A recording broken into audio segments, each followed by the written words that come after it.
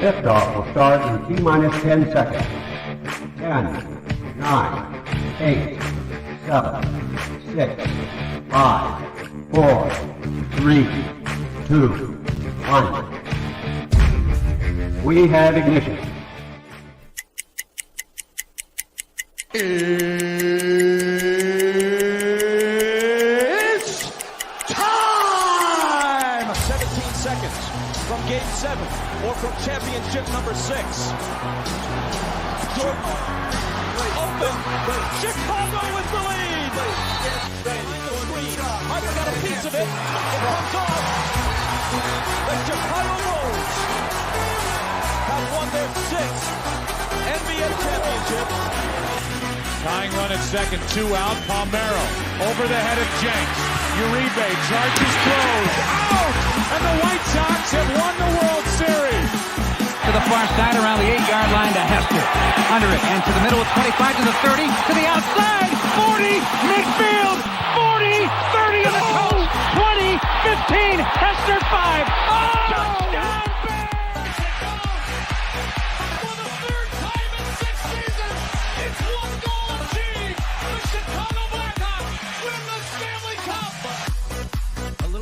Slowly toward Bryant. He will glove it toward Rizzo. It's in time. And the Chicago Cubs win the World Series.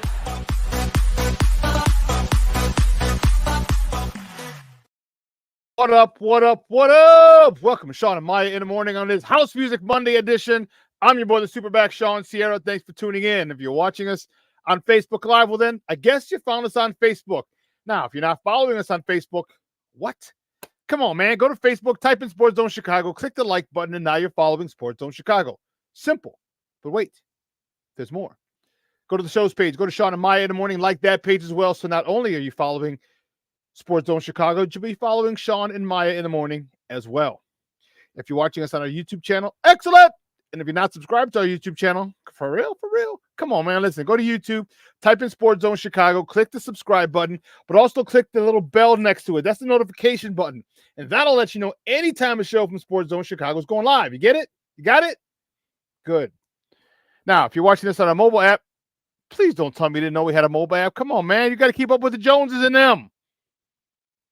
All right, listen, we have our own mobile app. So here's what you do. Go wherever you get your apps from. And it doesn't matter where you get your apps from, whether it's iTunes, Google Play, Amazon, Walmart, Kmart, 7-Eleven, Zayre, Zemsky, Macy, Montgomery Ward, Venture, Woolworth, Webolts, all right, Gold Blast. Doesn't matter. You go there, you type in Sports Zone Chicago, you download it, you take us with you on the go. So not only do you get Shawn and Maya in the morning 3 days a week, not only do you get our other live shows throughout the week, not only are they archived there like they are on Facebook and YouTube, but I'll tell you what, we give you a slew, and I mean a slew of articles. Thanks to my man Clarence Council III. Big up to Clarence for keeping you abreast of all articles Chicago sports related. Now, if you're watching this on our, excuse me, pardon me. If you're watching this on a Roku channel, I like that kind of party, baby. And if you don't know, you better ask somebody. Sports Zone Chicago, we have our own Roku channel. So if you have a Roku television in the house, do us a favor, download Sports Zone Chicago's channel. All right, just download the tile, put it right there next to Netflix, Hulu, Prime, Apple Plus, Disney Plus, Stars, Showtime. Man, the Shy, I think it started this weekend. I'm excited. Man, if you haven't watched the Shy up to this point, whew, Charlie, let me tell you, I would highly suggest that you do, especially if you live in Chicago. Especially. Okay? Just a suggestion. I'm just saying. All right? Now, you can also tweet the show. Tweet us at Sports Zone Shy, that's CHI, at Sports Zone Shy. Now, if you want to follow me, just me personally online. You want to know what I did? Well, let me tell you what I did. I made it nice and easy for you folks. Now, you and easy one handle for Facebook, Twitter, Instagram, Snapchat, TikTok, all one handle at the Shawn Sierra. If you want to follow my lovely co-host, Maya Akai, you can follow her on Facebook and Twitter at the Sports Chica. If you want to follow her on Instagram because you're an IGer and you do it just for the gram, well, just follow her at Maya_Akai. It's MAYA_AKAI.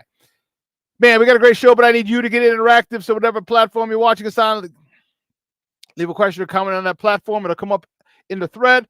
We'll put it up on the screen. We'll incorporate it into the show. And that, my peoples, is what makes this the best Chicago morning sports talk show around. And that's you. So bring them all, baby. Questions, comments, smart-ass remarks, because ain't nobody scared over here. Baby, don't sing it. Just bring it. Man, let's see who we got in the chat already.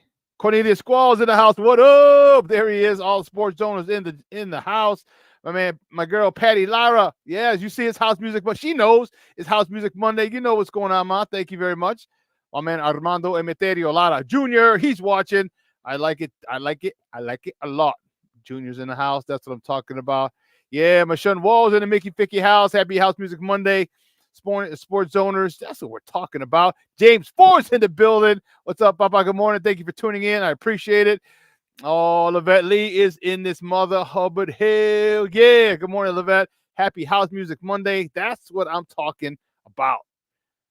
Listen, I don't know a lot about a lot, but I do know this. More of the usual suspects will chime in as the show goes on. That I can promise you. Whew, man, we got a lot to talk. Busy weekend. Busy weekend. I hope all of you had a happy Mother's Day weekend. All the mothers in the chat. It was good. If you're a Hispanic mom, you got, you get 2 every year, but pretty close this time. It was Dia de las Madres on Friday, and then Mother's Day on Sunday. So you got it twice, 2 days, 2 out of 3 days. Hope you had a good time. It was a good time was had over here by the warden. We celebrated that on Friday, and then we had a carne asada yesterday. So my tia had a little get together at her house, my mom's sister, and it was good. You know what? Spending time with family is awesome. Spending time with family is needed. The one you still talk to anyway. And it was really good for her. It was really good for me. It was really good for us. Just catching up, man. Just me and my cousin Gabe. Big shout out to Toma, my cousin Gabe. And man, we talked a lot yesterday, and it was good. Our conversation was really, really good. Just me and him out in the back grilling. Actually, he was grilling. We were smoking cigars, having drinks, and it was good, man. We caught up, and a lot of stuff was, man, you just life gets in the way so many times and so many different things. You just can't catch up with people that you were close to. And moments like yesterday was a chance I got to, and I was very fortunate. So hopefully you guys had a good weekend. If your mom's still with us, and I hope you're able to spend time with her, either in person or if you called her, depending on where you live or where she lives. And if she's not with us, then I just hope that you remembered her. All right. If you're able to get to the cemetery, and do that. I know a lot of my family did, to go see my grandmother and, their particular mom, whoever it is, who may not be here. And it was a tough day for some people. It was the first day for a lot of my family members without their moms.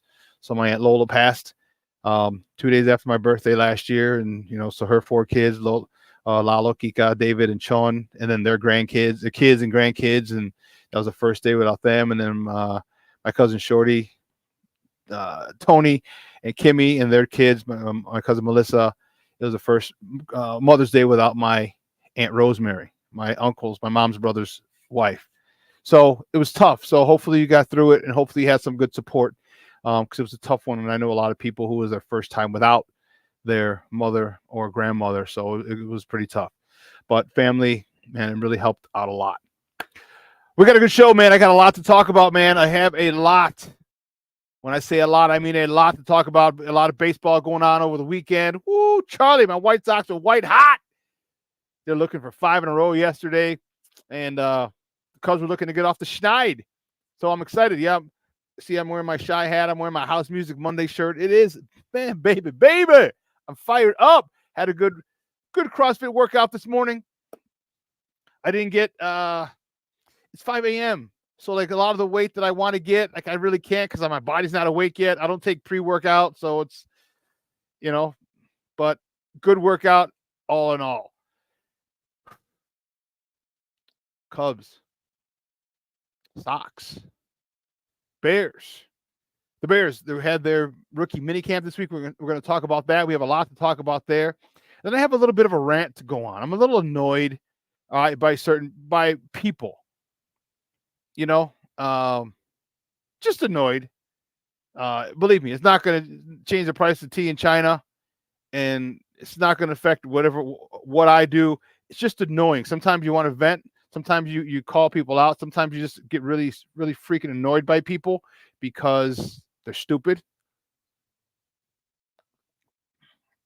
And I can overlook stupidity often, believe me, because it's everywhere. But sometimes, and this is one of those times, sometimes it's just enough is enough. And you just would love to say things to some people and let them know how stupid they are. For no other reason, just to let them know, because I don't know, because sometimes ignorance is bliss. Stupidity is bliss. Like they're just happy and they don't even realize they're just that dumb, or they're that ignorant, or that foolish, or that juvenile and childish. So I have a little bit of a rant to go on today, and I'm a little annoyed that I even had to do it because it just got to me at some point. It's a good weekend, and yeah, but just people, man. I'm telling you, sometimes people suck. Sometimes they do, and oh well. And like I said, it's not going to affect the tea in China, and it's not going to stop me from doing what it is that I'm doing, or how I feel, or anything like that. So interesting. It's just interesting. I just leave it at that.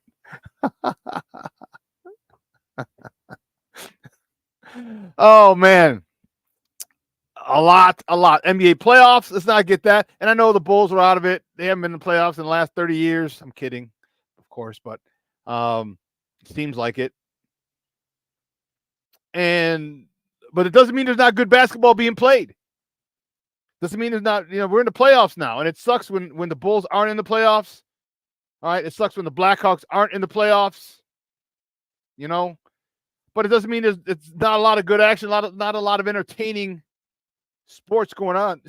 Playoff sports going on. Doesn't mean that at all. So, we'll talk about that a little bit today. We got a lot to talk. And I want to hear from you. Your questions and comments, put them in the chat.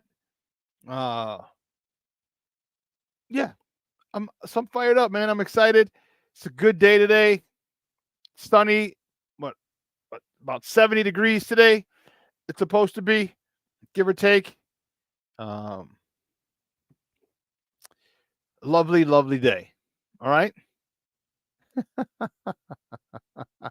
Cornelius, it might be. Knowing you, it might be. We might be annoyed by the same thing this weekend. We might be. We might be. I don't know if I said hi to James. James 4, good morning, Papa. I don't know if I said hi to you. I think I did. But in case I didn't, just want to say good morning. If I did, well, you got it twice. 2 times. 2 times. Cornelius, I can't wait to see if it's the same thing that annoyed both of us. Tonight, I will be at the Sox game today. You're like, what? Reichs? Raggy? Yes. It was a game time decision. Actually, it couldn't be game time decision because the game hasn't started yet. But today's St. Rita night. So what the White Sox do is a pretty cool thing. They partner with a lot of the schools, a lot of the Catholic schools on the South Side. So they'll have a St. Rita, Brother Rice night, Marist night, Mount Carmel night, Mother Macaulay night. And they get discounted tickets and everything. So it's only $25 for a lower, actually $25 for anywhere in the 100 levels. And the outfield, the lower reserve, the box, everything in the boxes down there, all in the 100 level, $25. So it wasn't too bad. And then you get a free T-shirt. So they stopped giving away the hats, which really bugged me. The last 5 years, they gave away a nice White Sox hat with the St. Rita logo on it. One time it was on the bill. Other times it's other places. And they went to T-shirts this year. I was really annoyed with that, but whatever. But I know quite a few people that I know are going, so I'm going to do that. I'll be there tonight. I'm looking forward to it. It should be fun catching up with some of my peoples. Hopefully, I'll run into some people that I haven't seen in a while, so it'll be good. We'll stop at Turtles for a little, have a drink or two at Turtles, and then head over to the game. So I will be at the Sox game today, and much to my dismay, I'm going under protest. No. So, but yeah, a lot of good stuff today. But let's get to it. Let's get to it. You know how we do. The first segment of every show here is called Top of the Morning. It won't come just when you want it.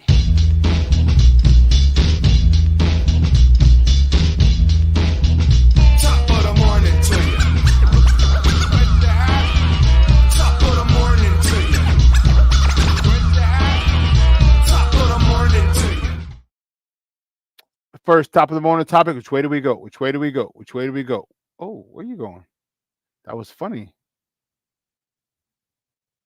There we go. There we go. All right, easy there, Scrub fans. First top of the morning topic. The Cubs beat the Pittsburgh Pirates. Woo. 5-4 yesterday in 10 innings. I'll tell you what. Big win for the Cubs. They needed Kyle Hendricks back off the injured reserve. Pretty good start. 5 innings, 2 hits, 1 earned run, 1 walk, 4 punch-outs. Edward Alzolay saved the game. Whew. He got his 4th save of the year. Looked tight. It got a little dense, a little tense over there, but Alzolay slammed the door. Christopher Morel, 2 for 4 with a homer, his 9th of the season, driving in his 26th and 27th runs of the year. Patrick Wisdom was 3 for 4 with a homer, his 2nd dinger of the year, driving in his 7th RBI.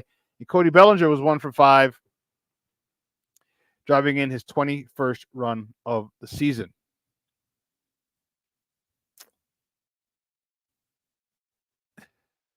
You know, there was some things going on in this.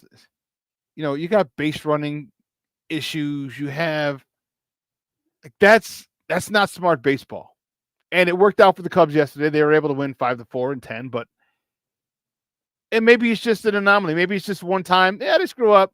Okay, it happens. Trust me, it happens. Believe you me.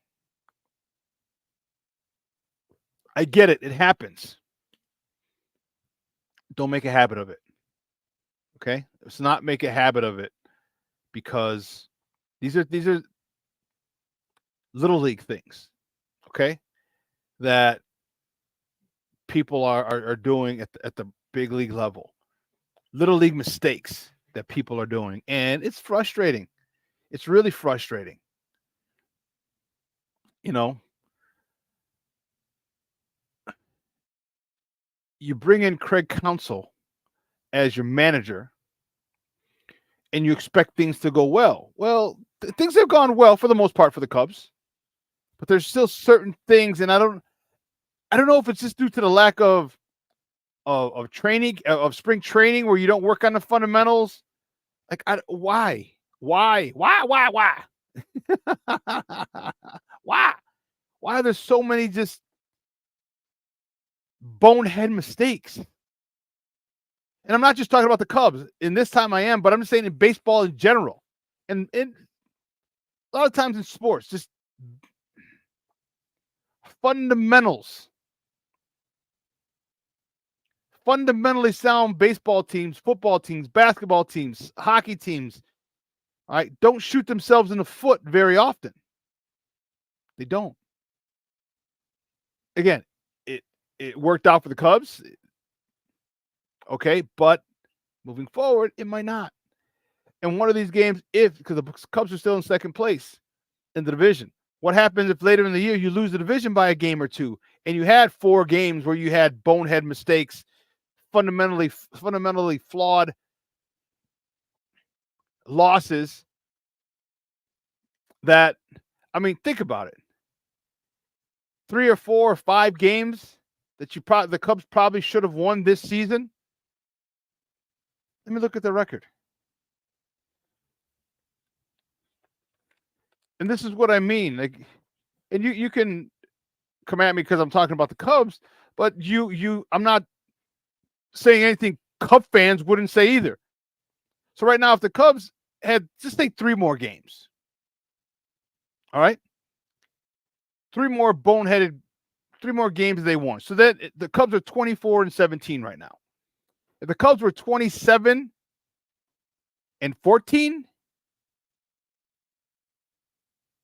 you're up there with the Dodgers and the Phillies. among the best records in baseball. You know, this has got to stop. And I'm saying this from a fan's, from a perspective, from a coach's perspective, because, and hopefully it doesn't come back to bite you in the ass later. Because as the season wears on and these things start, you can't keep having a bonehead loss every 2 or 3 weeks. Those add up. Those add up big time. Didn't you guys miss the playoffs by a game last year? You see what I mean? A game or two. I mean, 2 games. Think about all the blown saves. Think of all the errors. Think of all the base running mishaps. Think of all the cutoff men missed. You know what I'm saying? We got new people. Dante, what's up? You damn right, I'm a house head, baby. Yes, baby, yes. King Book of World in the house. What's up, Papa? Thank you for tuning in. I appreciate it. MJ Marlon Johnson in the house. Good morning. I appreciate it. But yes, I am a house head, unapologetic house head.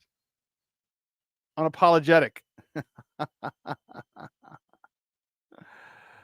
But these bonehead plays got to stop. Like you're at the level right now where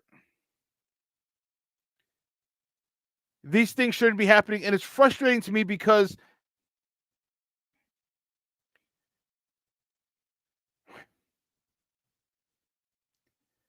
do coaches address the fundamentals? Do coaches obsess over the fundamentals? See, people are worried about launch angles. People are worried about exit velocity. People are worried about bobap and bibop and bop and bibbity bibbity bop and all these other stupid analytics. Okay? How about the fundamentals? How about you obsess over the fundamentals as opposed to your babip and bibop and hibbity hip hip hip hop? All right? Those metrics. Obsess over the fundamentals. Obsess over getting a guy over from first to second or from second to third by getting the ball to the right side of the field. Obsess over that. Be obsessed with ball. Be obsessed with hitting the cutoff man to save a run. Be obsessed. Steve-O just said, get off my lawn, old man.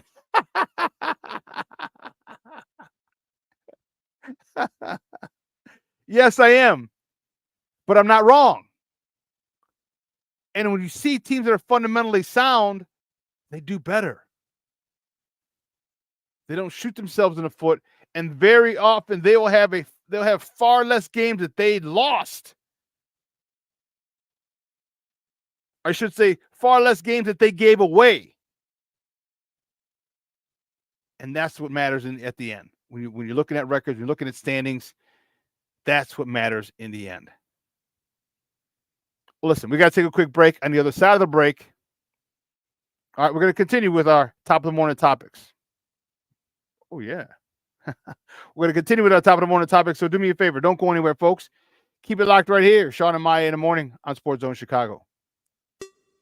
Hey, it's your boy, the SuperBack, Shawn Sierra, and be sure to follow Sports Zone Chicago on all social media platforms, on Facebook, Instagram, and our Roku channel. You can find us at Sports Zone Chicago, and on Twitter, we are at Sports Zone Shy. Also, be sure to download our mobile app so you can take Sports Zone Chicago with you on the go. Time out. How are you feeling right now? Happy? Excited? Angry? Overwhelmed? One of the best things you can do for your mind health is to name what you're feeling. It can sharpen your awareness and help you talk about your feelings with someone you trust. Here are 3 questions to ask yourself. Where are your thoughts right now? In the past, the present, the future? Do you notice any sensations in your body? Is your heart beating fast? Is there a flutter in your stomach? Or are you fully relaxed? What do you need right now? Time with others? Time to yourself? Remember, there's power in this awareness. So find ways to identify what you're feeling today.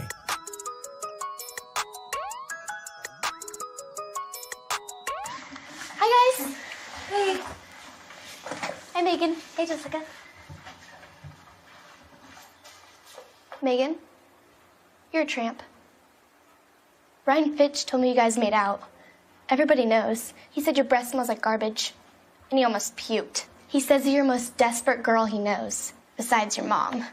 How many boyfriends does she have anyway? Lots? Your makeup makes you look like a clown. That zit is huge, zit face. Ugly.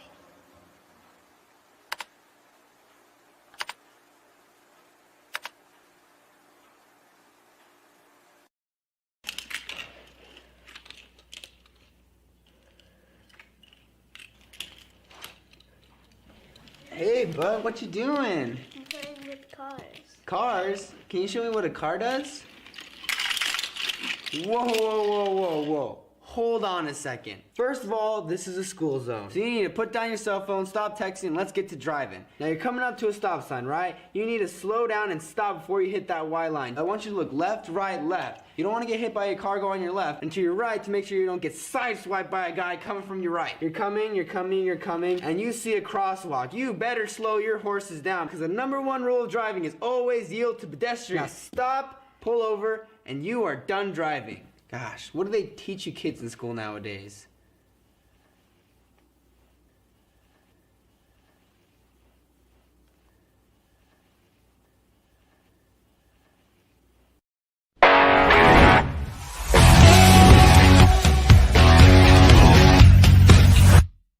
Good to see him back in the lineup. And the 1-0 hit in the air to deep left field. Back goes Reynolds to the wall, and it's got a chance. Gone.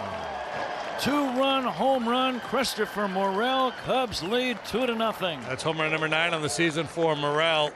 If the knee's a little sore and you don't want to run, then just go for a nice easy jog around the bases. It's a good game plan. On the first inning, Connor Joe leads off the second. Connor Joe is out on strikes. First strikeout for Hendricks today. And the 2-2. Got him swinging. Back-to-back strikeouts for Kyle Hendricks. Ground ball left side, base hit left field. Rounding third, heading home. Here comes Suzuki. The throw to the plate, not in time. Cubs lead. Bellinger in a rundown. Being run towards second. Cody now hustling back toward first, and they're going to tag him out. But it is. Welcome back to Shawn and Maya in the morning on Sports Zone Chicago. Those clips courtesy of the Marquee Network. Those were the Cubs yesterday with a big win, 5-4 in 10 innings over the Pirates. See, there was one of the base running gas that I was talking about. Yeah, Cody Bellinger, got caught in the rundown, and it's silly. All right, that was silly. Yeah, him, Madrigal as well had another one. Like, you got to stop that. Those are things, and it was probably just a bonehead mistake, but you can't have those. You can't have those. I don't know if I mentioned it. You can't have those. But I digress. Where were we? Oh, yes, top of the morning topics. Well, we'll stay with the Cubs. The Cubs travel to the ATL. All right, Ted Turnerville. They travel Atlanta for a 3-game set with the Braves. Shota Imanaga. He's on the bump for the Cubs today.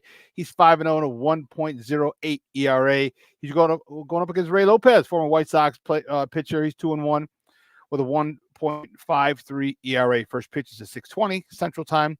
You can catch that game on the Marquee Network or listen to it on 6:70 a.m. Next top of the morning topic. Yeah, this one hurt. The White Sox, they fall to the Guardians 7-0. My goodness gracious. Great ball to fire. 7-0. Yeah, he's looking up at guys like up to God, like, what the heck? Help me. Give us a run. Give us a run, baby. Soroka, he was on a bump yesterday. He got the loss. He's 0-5. He went 5 1/3, 4 hits, 5 runs, 4 earned, a walk, and 4 punch-outs. Andrew Vaughn was 1 for 3 with a double, his 9th. Zach Remillard was 2 for 2. Gavin Sheets, Brian Ramos, and Corey each went 1. Someone unplugged the electricity yesterday, so apparently there's no power in the dugouts for the White Sox. No batting power, that is. Well, staying with the White Sox. The White Sox welcome the Nats, the Washington Nationals, to the South Side. Oh, what are you doing? Wrong one. They welcome them to the South Side tonight for a 3-game set. Trevor Williams, is on a bump for DC, and Chris Flex is on a bump for the good guys. He's 2-4 with a 4.29 ERA. First pitch is at 6:40. You can catch that game on NBC Sports Chicago, or listen to it on the flagship AM 1000. That's ESPN here in Chicago. No world. No one's asking you, dog.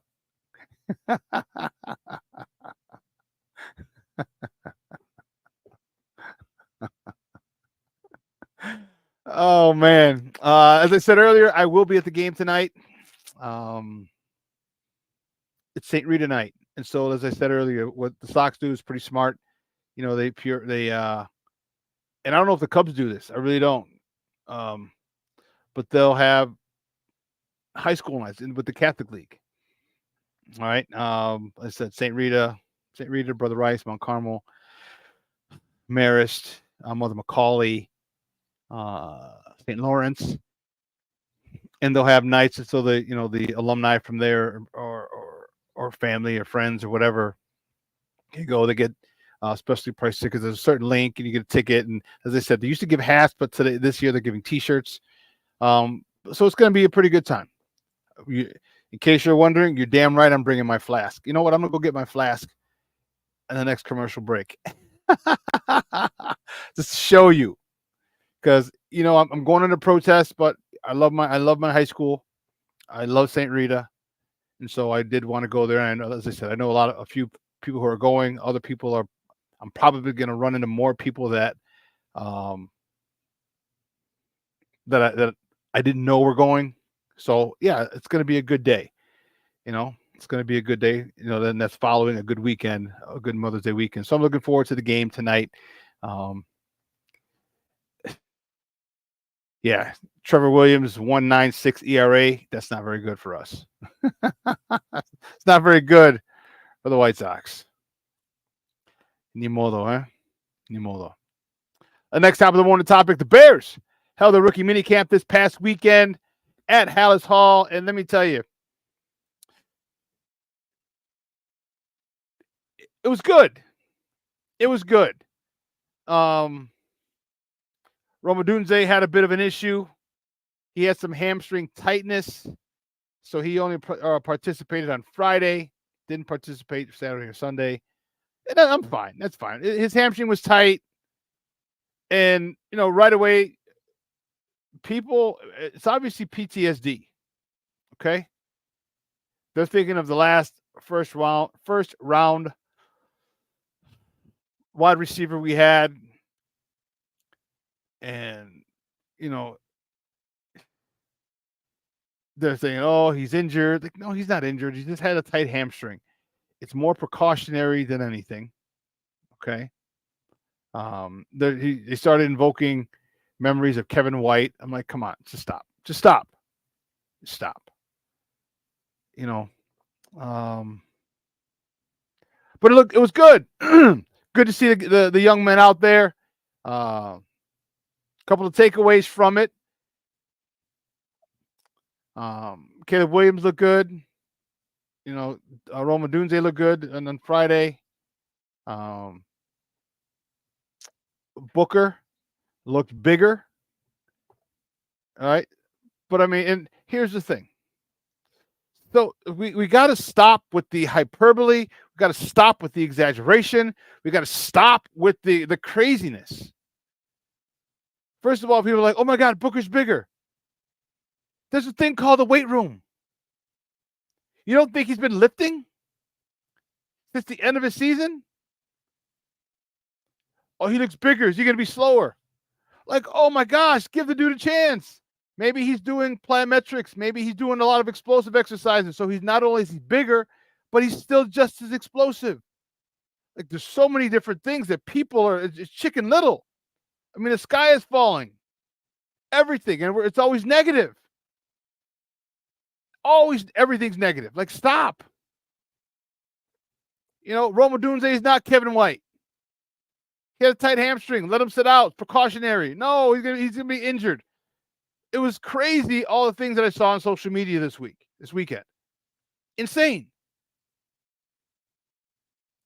The Kevin White, Austin Booker. He looks huge. Like, he's been lifting. What do you think you do in the offseason? Like, it doesn't make sense. It doesn't make sense, the exaggerated excitement for the Bears. And I get it. There's a lot to be excited about. There is. But don't be one of those fans. Everything they do. Oh, the ball comes out of Caleb's hands effortlessly. He's a quarterback. He's a quarterback. The ball should come out of his hands effortlessly. If the ball didn't come out smoothly as a quarterback, there'd be an issue. He wouldn't have been the number 1 overall pick. The ball came out of Justin Fields' hand effortlessly. The ball came out of Mr. Trubisky's hands effortlessly. Relax. Relax. Oh, I also saw, this is the best quarterback wide receiver combo we've ever had in camp. I'm like, really? You forgot about Jay Cutler, Brandon Marshall? Forgot about that one, huh? Like, people just got to stop with the bullshit. With the hyperbole is just ridiculous.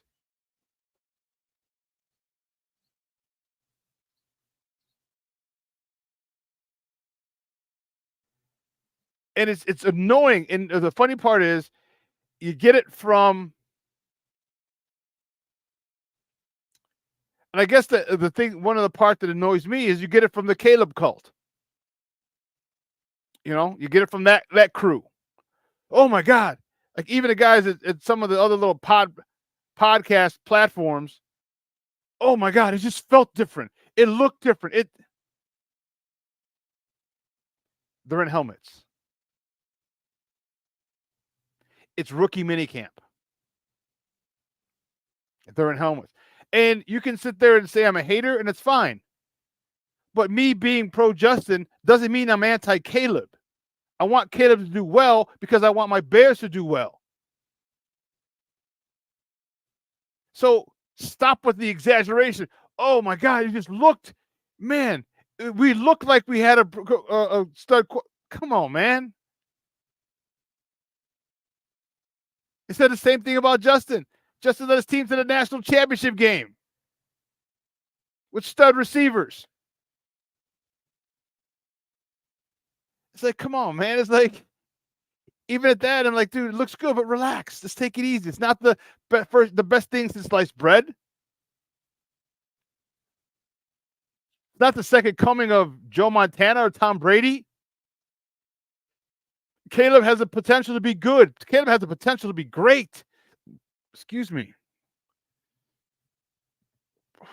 Let's not give him a gold jacket after his rookie minicamp, though. Stop with the exaggerated adjective, the description. Oh, the ball came out of his hand so easily. What exactly does that mean?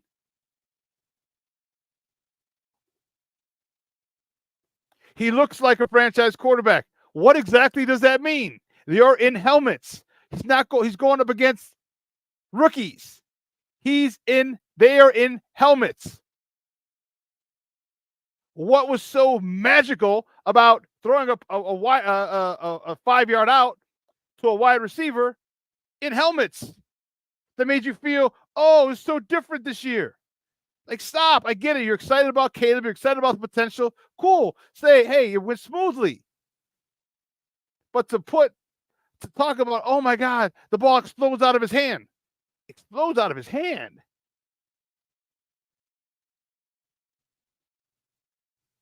Like literally, like people will make shit up. They make so many different outlets just making shit up. Oh man, he just looked like he looked like what? They're in helmets. Not even in shells, they're just in helmets. I don't get it. I just don't get it.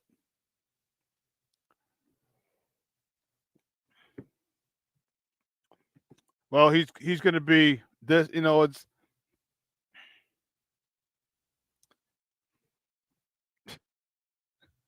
It's just crazy. It's crazy.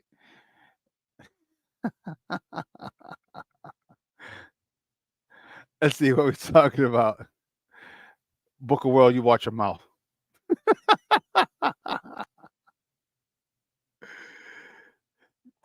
Yeah, Kevin White. Yeah, when they say it, when people started mentioning that, I'm like, dude, stop. Oh, Charles, what's up, Papa? Thanks for tuning in. It's been a minute. How you been, dog? Charles, the car guy, checking in, man.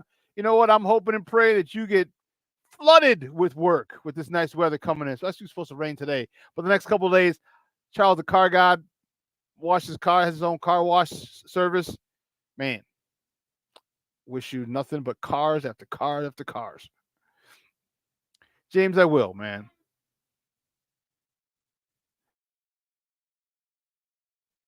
James, I will.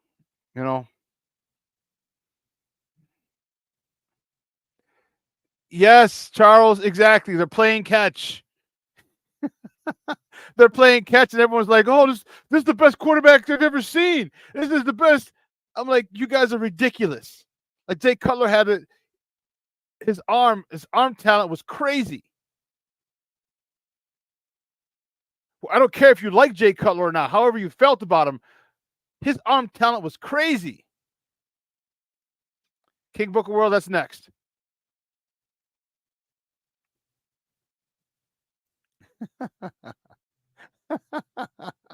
Cornelius, yes.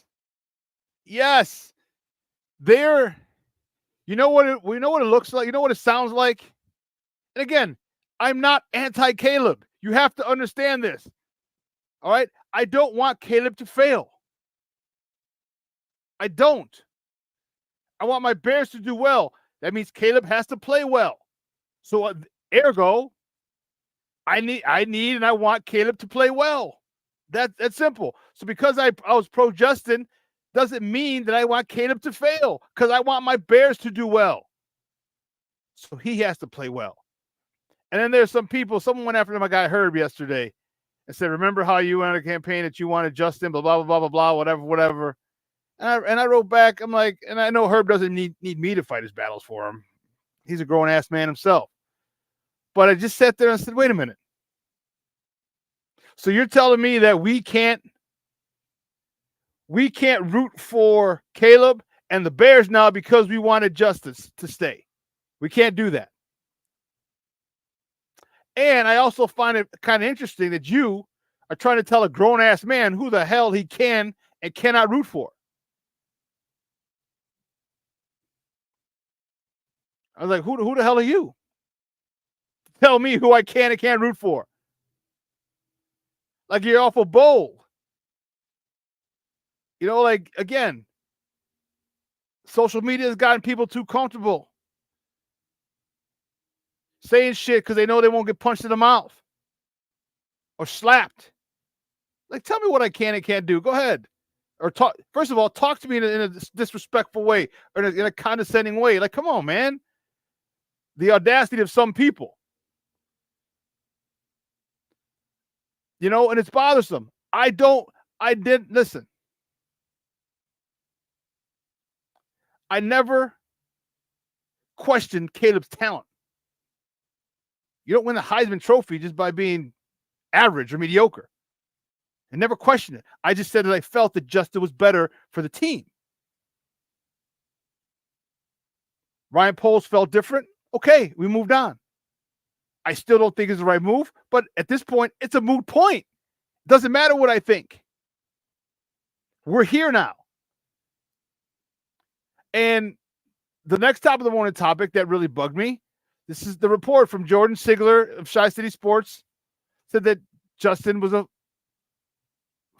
difficult teammate. And I'm like, really? Really? Like, now you just, first of all, the guy doesn't play here anymore. So let him be. Let him go do his thing.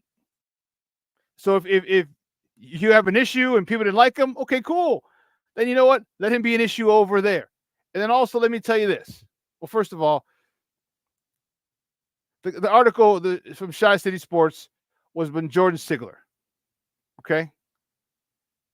And he wrote, it was first reported. So he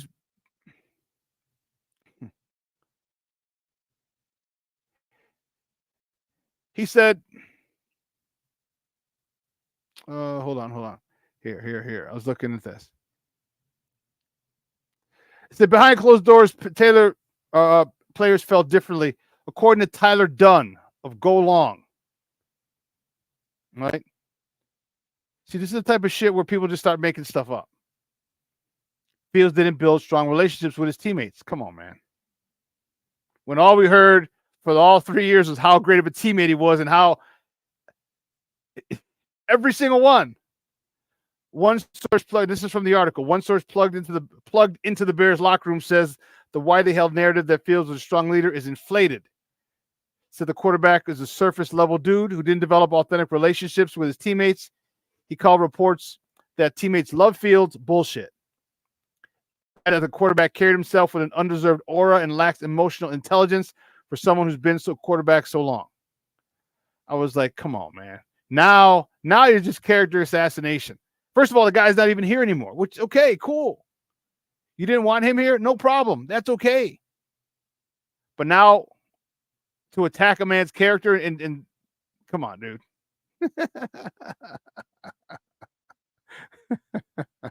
Oh, Russell, good morning, Baba.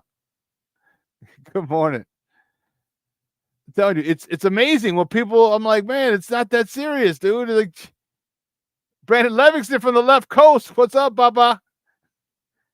What's up? Good to see you back. You know, and I'm let the guy go. He's not here. He's off there. And here's how you know it's bullshit. Here's how you know it's bullshit. Mike Tomlin got rid of 2 cancers. He got rid of Brown. He got rid of Chase Claypool, where they fleeced us. So do you think he's going to go and trade for, I don't care if it's a 6th-round trade, a 6th-round pick, to go trade for another cancer? In the locker room, you think he's going to do that? You know, and it's unfortunate why people feel the need to attack a man's character. And I mean, he's not even here. He's not even a Bears quarterback anymore, but you still want to bring him up. You still want to talk about it. You still want to try and shit on him, and there's no need for it. He's gone. He's gone. End of story. He's gone. I don't know. I just thought it disrespectful, and people have been very disrespectful to him this whole time. All right? And it's frustrating. You know what? Let him be. Let him be. Let him go. Whatever issues he has, let him work out. Let him work out with Pittsburgh. Let them straighten him out. But to keep coming back and trying to shit on a guy and soil his reputation after he's gone, after you're cheering his ass when he was running away from everybody, when he's throwing touchdown passes. You're cheering this guy going crazy, and then now he's gone. Now you want to shit on him. Like that's bullshit. That is frustrating. That is just childish behavior. You write articles on it. Come on, man. It's crazy. I wish him well. I hope he does well. Except when he plays the Bears. Except then.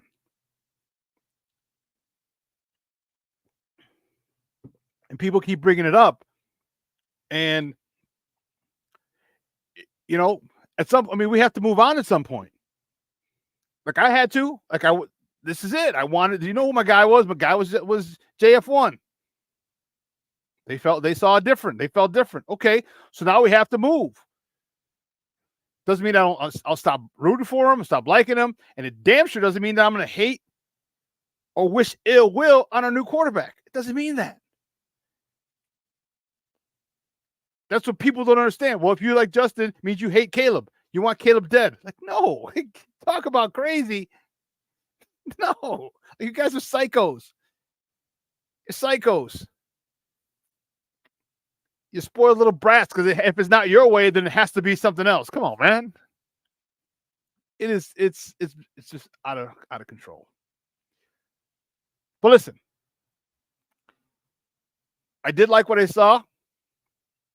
All right.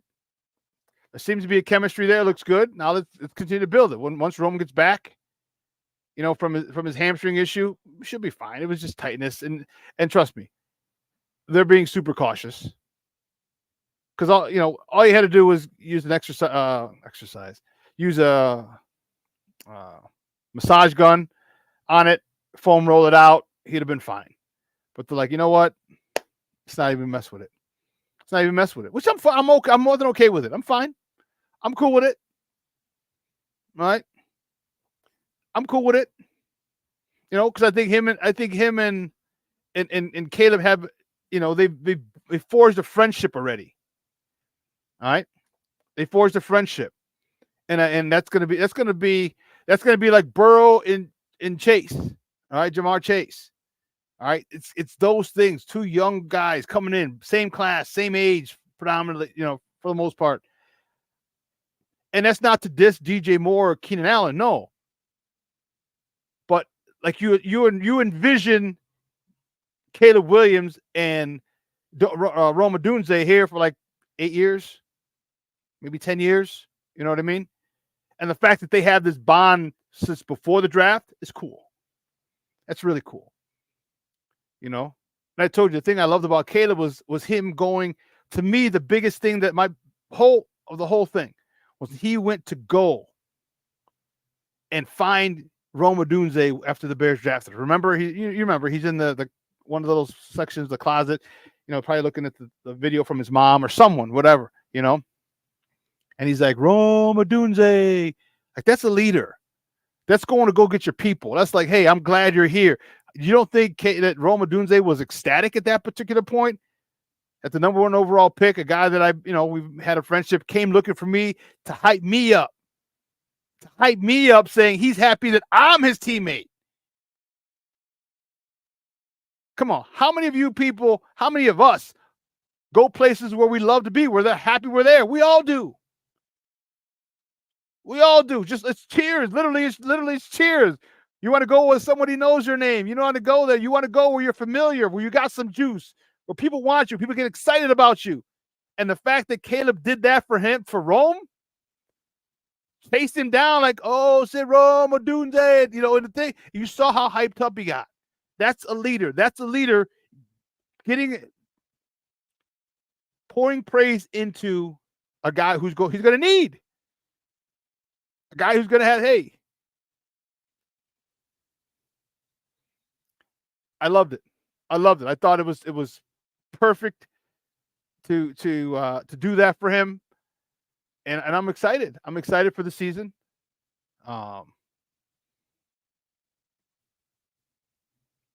Yeah, you're right. Funny that everything saying Caleb, it seems that Marvin Harrison Jr. is doing. Yeah, Marvin Harrison Jr. is doing a little too much. Now, here's the issue. What if he comes out in balls? What if he comes out in balls? You're like, oh shit! Now we got another TO on our hands. And he's good. And he's good like TO. We just complain about it. We can't do much else. But yeah, I think he's doing too much, man. It's too much. I get it. You're the NIL generation, the first real NIL class coming out. You got some money. Your dad's a Hall of Famer. You got all this. But you know what? Put the work in. All right? Train like you're an undrafted free agent. Conduct yourself like you're an undrafted free agent. You know what I mean? Work your ass off. Realize, have everyone say, dude, why are you working so hard? You already made the team. Jerry Rice was one of my favorite receivers of all time. And they asked him, they're like, why? Like, he wanted to be first in reps. When he got to camp, he was first in reps. He wanted to be the front of the line. He wanted all the reps, and he wanted the most practice. So like, Jerry, why are you doing this? This is after he made Pro Bowls. This is after he's won Super Bowls. And he says, you know what? He says, every year someone's coming for my job. He said, and I feel that in my mind, I have to win a spot on this roster. This is Jerry Rice, probably the greatest wide receiver of all time, felt that in my mind, I have to win a spot on this roster every year.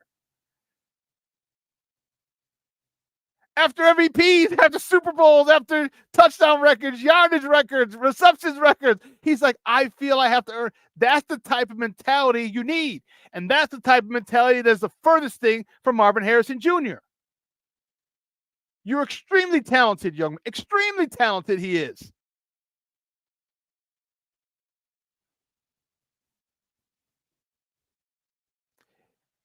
And this could all be a moot point if he comes out and balls. And because then you're like, you really can't say nothing. 1,300 yards, 10 touchdowns. They can't say shit to him about him. You know what I mean?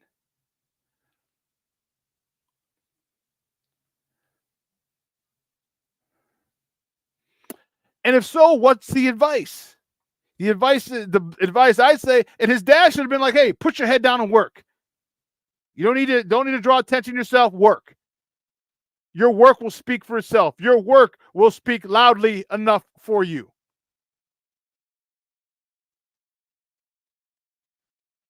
And that is why Jerry Rice is upper echelon. That is. And that's the sad part is that, it's funny.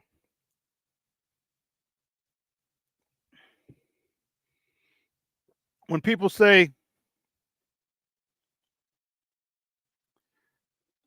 well, I model my game after this player. I model my game after that player. I model my game after this player. I model my game after that player. Okay? Cool. We all did. I modeled my game after Walter Payton and Roger Craig. There's a whole bunch of Tony Dorsett in there, Marcus Allen in there. Okay. Yeah, he didn't even speak at the combine. Right. You're right, Scocks. Why is it that you model certain things after your game, your livelihood, your personality? You take certain things from other people, but you don't take other things. For example, why didn't you take your dad's? Why didn't you model your game after your dad? All right, he did, and you can be a wild and crazy guy, but with the media, you can still be humble. You can still be respectful. And I'm not saying he's disrespectful. Your dad wasn't a diva. You ever heard anything about his dad except, he might lead the league in receptions. Oh, he might lead the league in touchdowns. Oh, he might lead the league in yards. Why isn't that something that's modeled after that you want to model off of people? You follow me? Because there's certain things that people respect you more, they like you more when you're a good person. When all this stuff you're doing is diva stuff. And it doesn't mean you're not a great player. Doesn't mean you won't be a great player. Doesn't mean you won't be a Hall of Famer. It just means you're being a freaking diva. And people don't like that.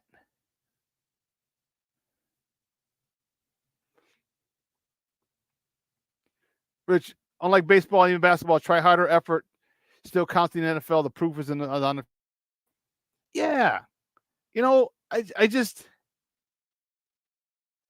And Steve could be right. I could be a get off my lawn kind of guy right now. And I think I might be, and that's okay.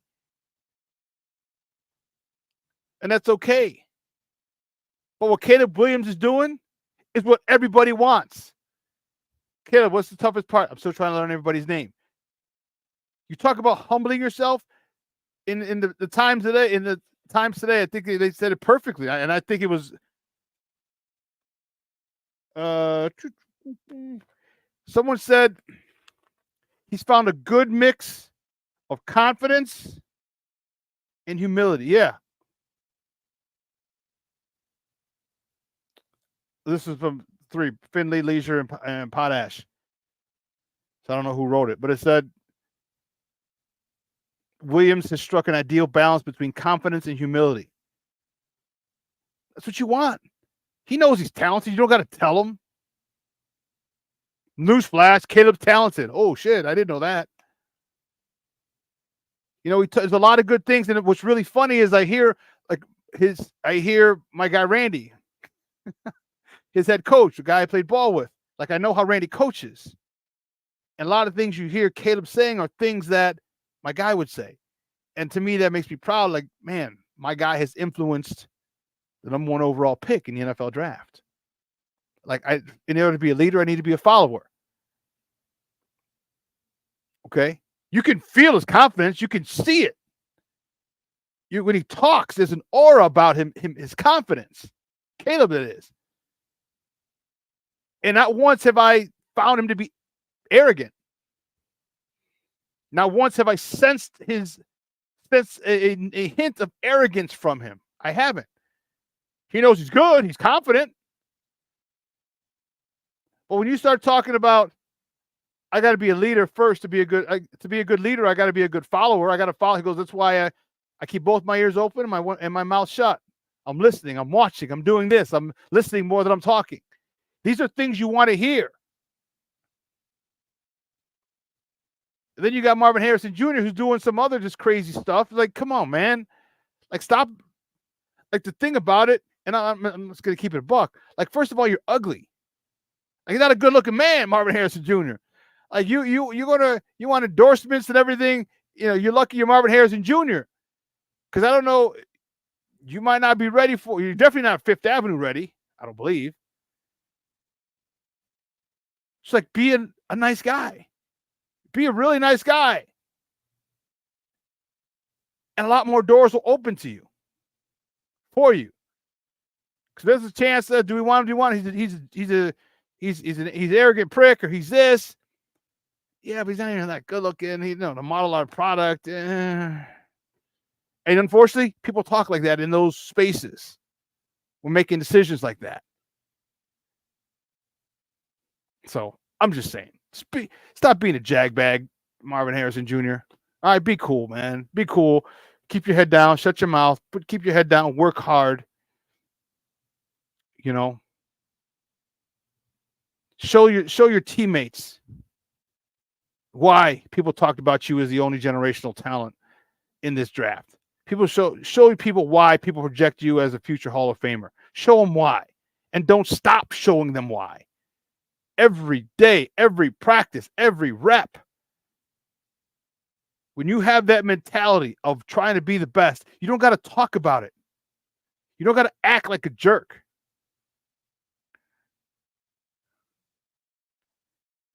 I mean, I'm keeping it real. I'm keeping it a buck. King Booker World, am I lying? Looks like a predator. You know what I'm saying? Like, come on, man.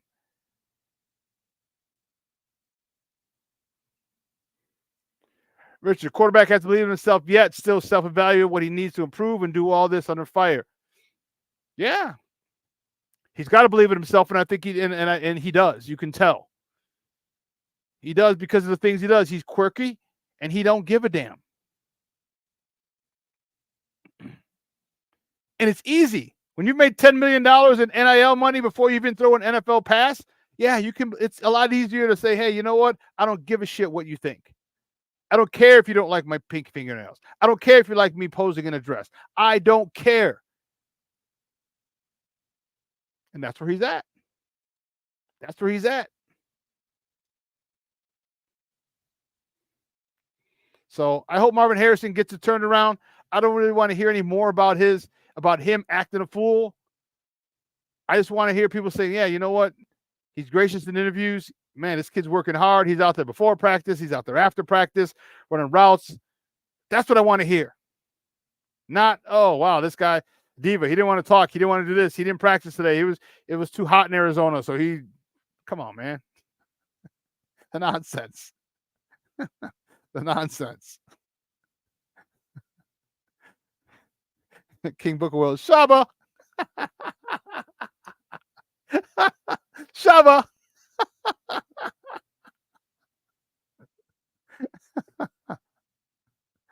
Oh my goodness.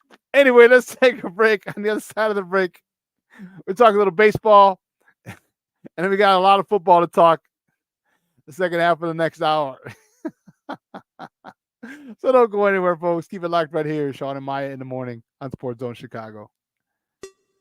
Hey, it's your boy, the SuperBack, Shawn Sierra, and be sure to follow Sports Zone Chicago on all social media platforms, on Facebook, Instagram, and our Roku channel. You can find us at Sports Zone Chicago, and on Twitter, we are at Sports Zone Shy. Also, be sure to download our mobile app so you can take Sports Zone Chicago with you on the go.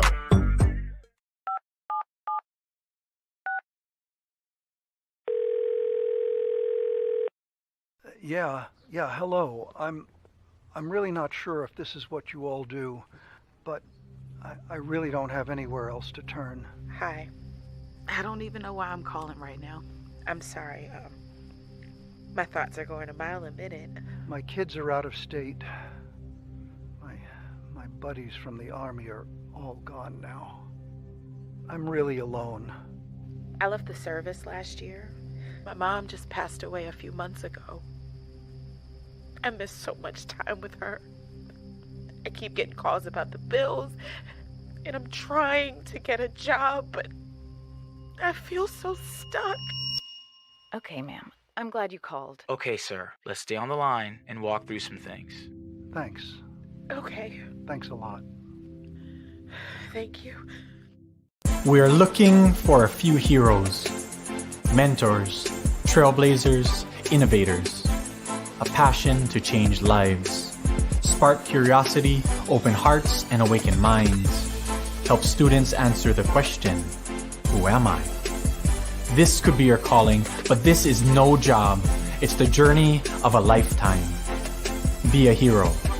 Be a teacher.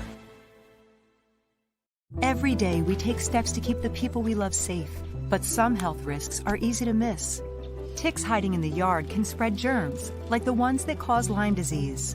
Mice searching for food can spread bacteria that makes us sick. Mosquitoes lay eggs in standing water and can spread West Nile virus and more. Cockroaches are drawn to water in the home, leaving behind allergens that can trigger asthma attacks. Common pests can threaten our health. Learn how to protect your family at pestworld.org. Mental health and learning disorders don't discriminate.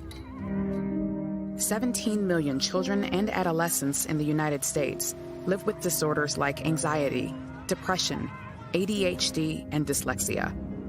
Less than half get the help they need to thrive. Help the Child Mind Institute change these children's lives. Visit childmind.org.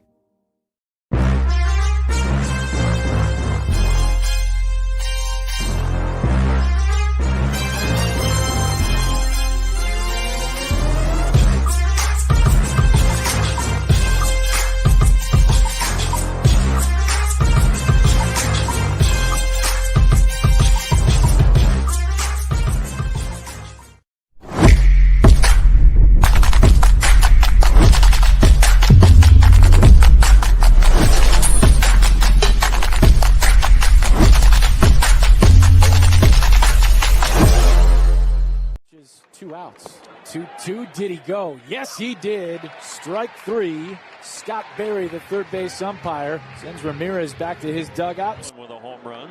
3-2. Vaughn shoots one right side, slicing and down in front. He'll make the big turn and head to second. Will Brennan scoops it up. It's a one-out double for Andrew for Fry. 0-2. Shot to Ramos and caught head high. Kid's showing a lot of great reactions over there at third base. He just took away a hit. Fry hits it right on the nose, and Brian right there. Chopped to third.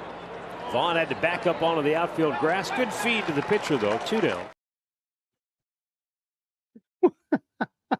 Welcome back to Shawn and Maya in the morning on Sports Zone Chicago. Those clips courtesy of NBC Sports Chicago. Dude, they're like 3 plays. You realize they showed that Brian Ramos catch a line drive like 3 different angles? The double. That was like, I think they had 5 or 6 hits, the White Sox. That was like, I think it was the only extra base hit they had. Actually, that's where I'll be sitting down that right field line tonight at the game. But the Sox were so bad yesterday. They showed a double a couple times. They showed the out a couple times, three different times. Brian Ramos. Oh my God, it's. I gotta laugh, man. I gotta laugh. I just love the. My White Sox are horrible, but hey, we're not the worst team in baseball. We're the second worst team in baseball. Damn it. We are out. But tonight's going to be good. You know what? Here's my thing with the White Sox. And this is what I was talking about earlier with the Cubs. Fundamentals. All right? Fundamentals. Now, granted, they don't have as much talent as a lot of other people. There's a lot of young people on this team. And Richard, you better watch your mouth. Don't blaspheme on here. Sox sucks. No, that doesn't rhyme. You'd be a hell of a rapper. Don't mess with me and my White Sox, dog. I can make fun of my White Sox. You can't. Sox does not rhyme with sucks.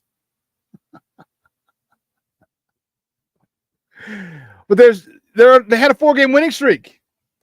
And listen, let me tell you something. Cleveland better have pulled that out yesterday. That would have been embarrassing to get swept by the last place team in your division, the team with the second worst record in baseball. So Cleveland came out, man, and they gave it to us. However, there was a lot of good things the White Sox did over the weekend, and they did in that 4-game stretch. And it's fundamentals. It's fundamentals. I'm telling you, the coaching, the line is so true, so pertinent, so apropos. If you take care of the little things, there are no big things. Moving the runner over, taking advantage of mistakes by pitchers, hitting the cutoff man, not getting caught in rundowns foolishly. And the White Sox did that for 4 games.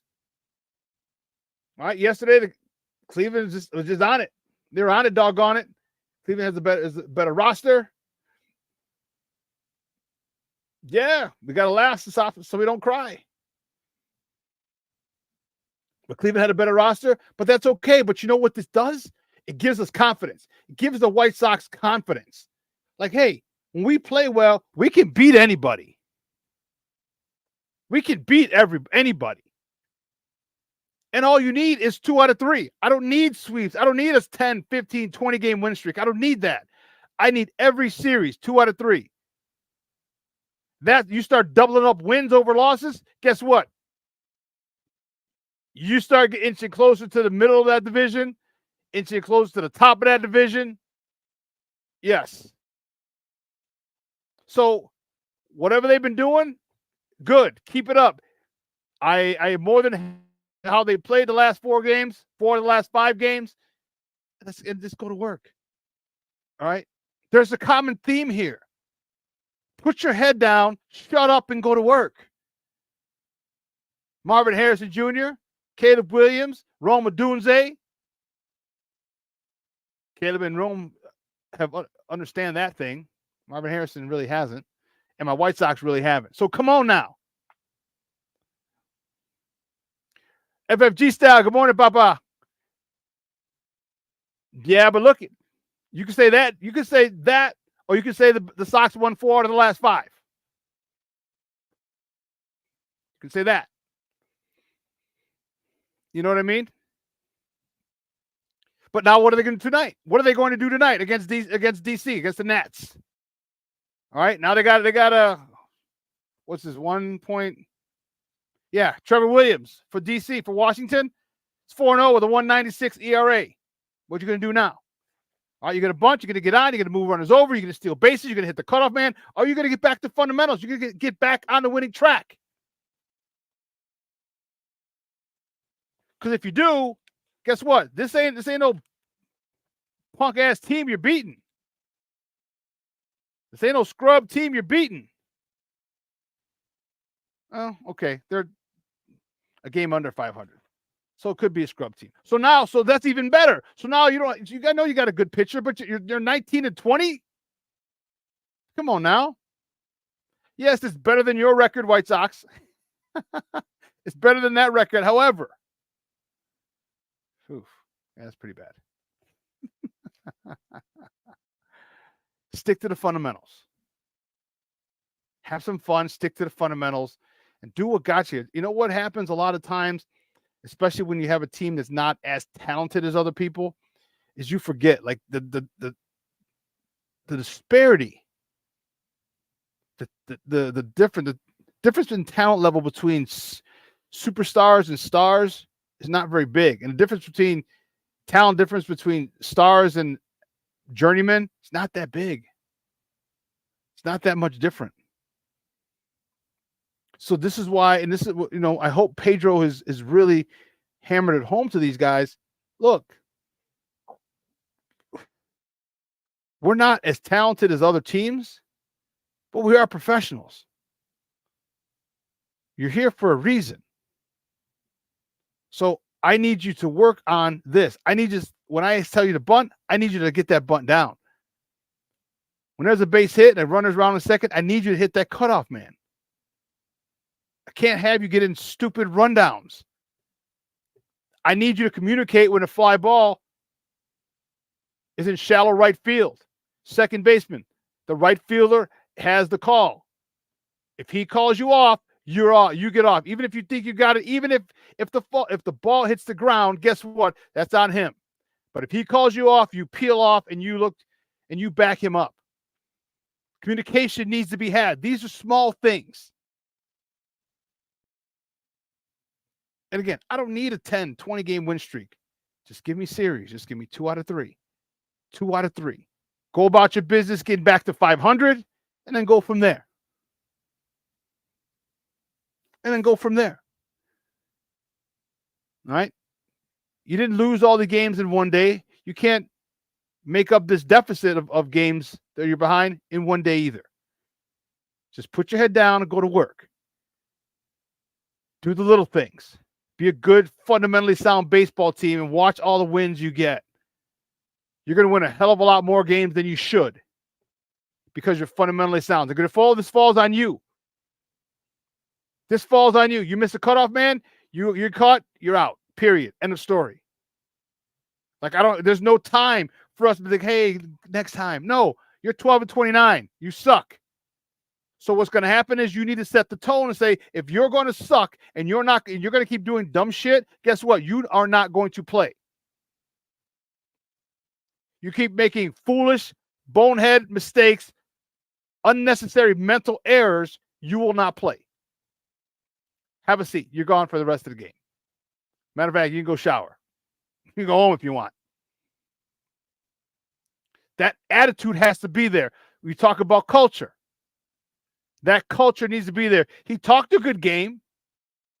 What kind of power what kind of backing does he have from the front office? I don't know. The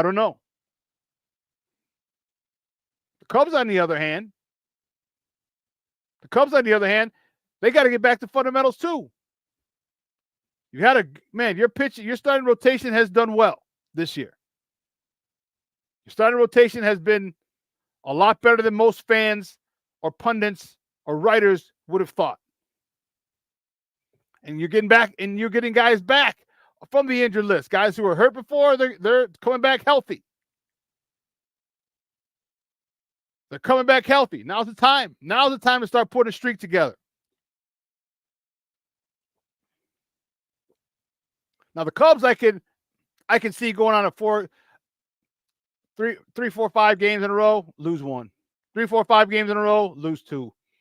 3, 4, 5 games in a row, lose 1. 3, 4. They have the talent. they're a lot more yoked than my White Sox. That's still got a lot of guys who are some youngsters who need to come out and step up into the roles that they're being put in. That happened last year for the Cubs. You know, you had a lot of young guys really taking a step forward and getting comfortable in the bigs, and it's tough, man.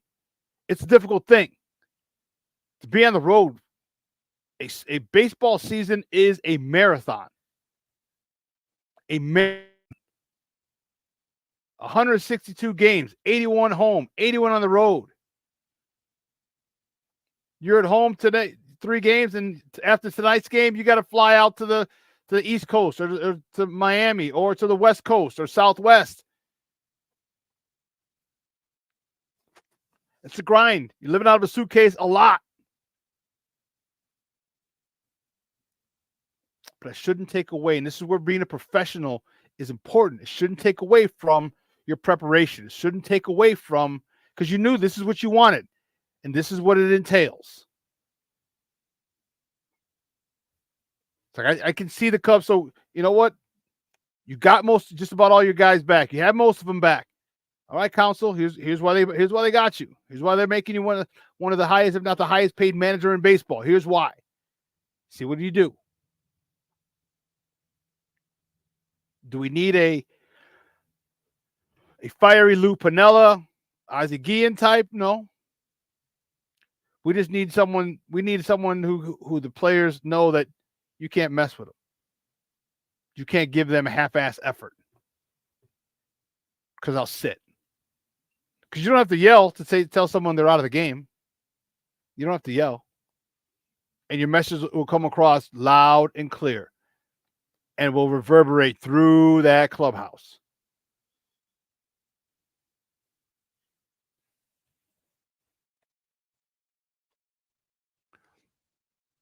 Good question, FFG.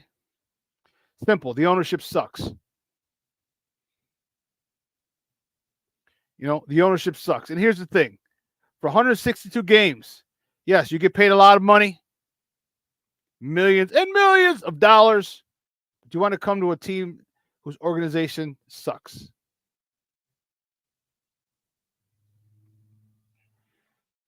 A team who doesn't seem to have a plan. See, guys love the money. They also love winning too. Okay? They also love winning too. Or at least a team that has the potential to compete. Sox don't have the potential to compete at all. They don't. Now, maybe next year, possibly, they can try and sniff out a wild card. I don't know. But think about that. 162 games. Doesn't matter what you're getting paid. And you're going to lose 100 of them. You're going to go almost 2/3 of the season. It's going to end in a loss. You know what that does to your psyche? Do you know how mentally and emotionally draining that can be?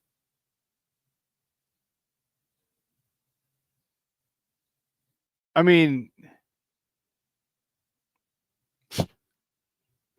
that's why people don't want to come here. That's why.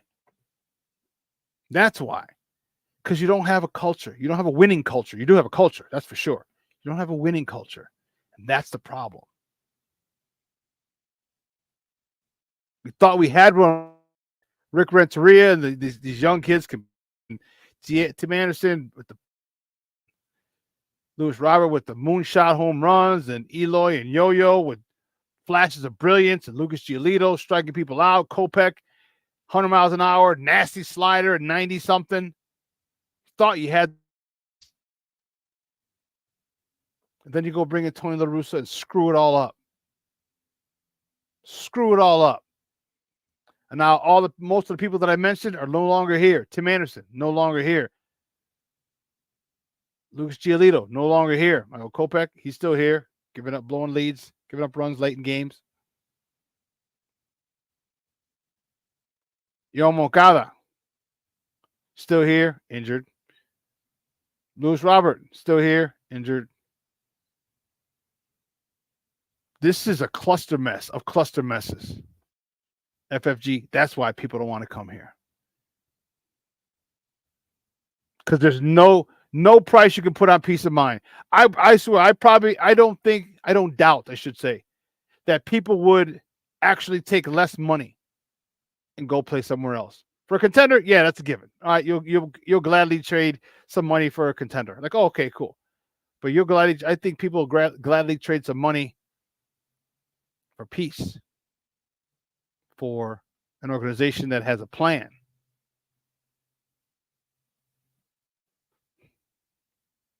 This team has no plan, no direction, no nothing.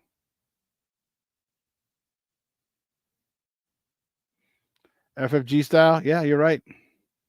And unfortunately, he can't be fired because he owns both of them. Ain't that some shit? Ain't that some shit? Man. So we'll see. We'll see how it plays out. We'll see how it plays out. The Cubs down in ATL. The Sox hosting the Nats. The Washington Nationals here tonight. Like I said, I'll be at the game. Looking forward to it. Looking forward to seeing who I run into. Looking forward to my new White Sox St. Rita t-shirt. That'd be pretty dope. But you know what? Let me take a quick break. Yeah, let me take a quick 1-minute break. Then we'll be back. And you know what? We'll finish up. We'll finish up with a little food bowl. I want to talk a little bit about this Bears thing. All right. And we'll go on a little bit of a rant. Being a little annoyed this weekend. All right. Some jamokes. But don't go anywhere, folks. Keep it locked right here. Shawn and Maya in the morning on Sports Zone Chicago.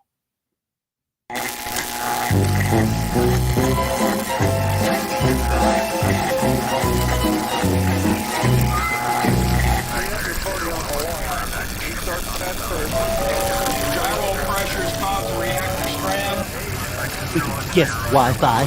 Hate this. Center FedEx 463. Yeah, we just got a cargo fire indication. We'd like to declare an emergency.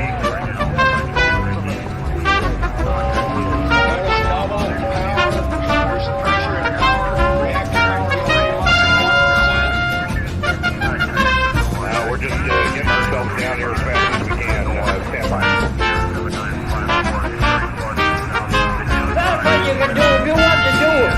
Look, come down, buddy.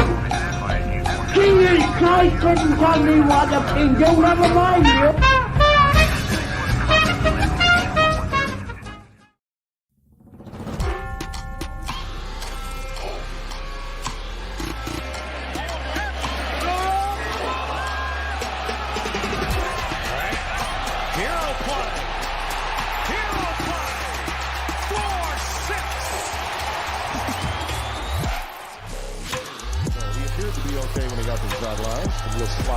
Pressure. Plenty of time for Williams, setting up shop, looking long, got his man. It's Washington. It's touchdown. Zachariah Branch motions, and look at all that. Opens up a huge gap. Caleb Williams off to the races and finally run down Diane Seuli to save a touchdown. Welcome back to Shawn and Maya in the morning on Sports Zone Chicago. Those are clips of QB1. Those are clips of QB1 yesterday at the end of camp or during camp. Coach Eberflus said Caleb Williams is the starter. There's a news flash. Oh, I didn't realize that. That's a big surprise. And it's important. Look what this organization, I shouldn't say this organization, but look what happened with other people. Mitch Trubisky wasn't supposed to start. All right. Mike Glennon gets the nod, and as Maya likes to call him, chicken neck, doesn't do very well at all, and Mitch gets thrown in the fire. Misses all these reps with the first team throughout training camp. Okay. Same thing, Justin Fields. Justin Fields had Andy Dalton. Okay, has Andy Dalton, not supposed to play, starts game 5. So he's missed all these reps, all this timing, all this cohesion with his teammates. It just makes sense. All right. And unfortunately, he's going to struggle. Unfortunately, he's going to have his growing pains. But fortunately, they surrounded him with a phenomenal situation. Phenomenal. I don't know who has a better situation, him or J.J. McCarthy, for a rookie quarterback.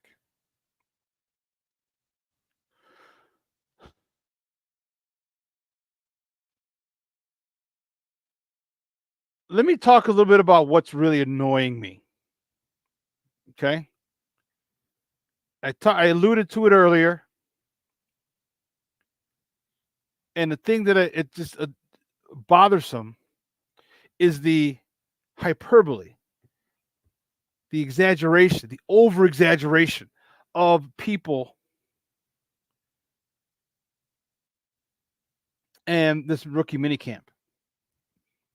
It's all rookies. They're in helmets only. And the statements and the commentary, this is the best I've ever seen. Stop. He looks like a franchise quarterback. Stop. The ball comes out of his hand easily. Stop. He's a pro quarterback.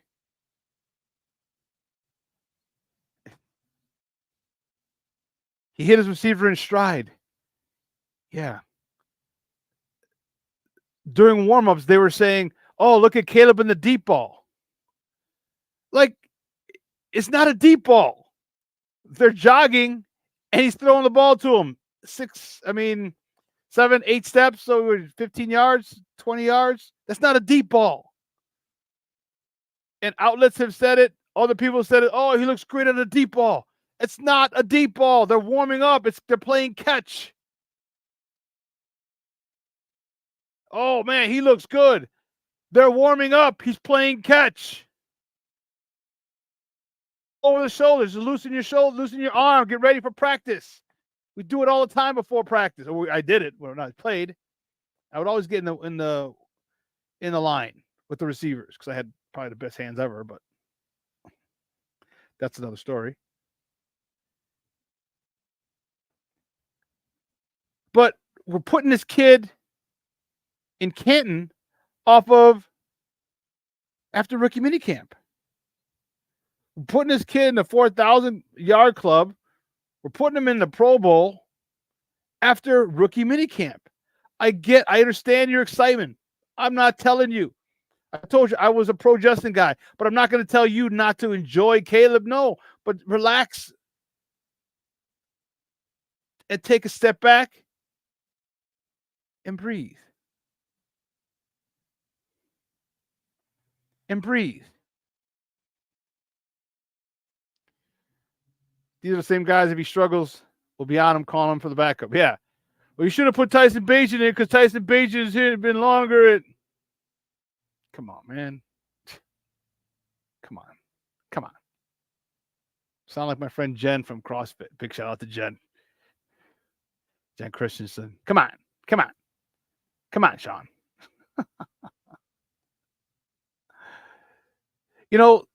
Sit there and it's all, I shouldn't say all. It seems like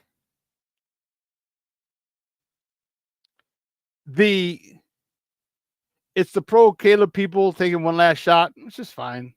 It's just annoying.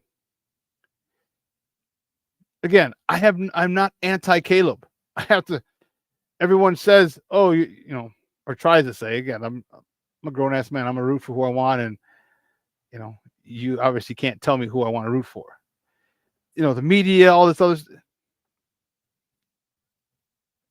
This is you can't. You shouldn't. I shouldn't say you can't because people are. You shouldn't get so hyped up over a rookie minicamp. You shouldn't. Be happy. be excited about the potential, but to come out and make these grandiose statements and exaggerations is pointless. You know, like I said earlier, what did I hear? The ball just comes out of his hand so easily. He's a fucking NFL quarterback. It should come out easy. Like, come on, man. Like, seriously. I mean, so many people think it's just bothersome. And then the whole thing where we're going back and talking about the previous quarterback. Let him be. All right, let it be. All right. I heard some people today talking about he's a bum, he's this, he's that, he did it to himself. And these are some jamokes that I had issues with on social media or try to come at me. And I didn't even respond. All right. Yes, the last quarterback, there's some things he needed to work on.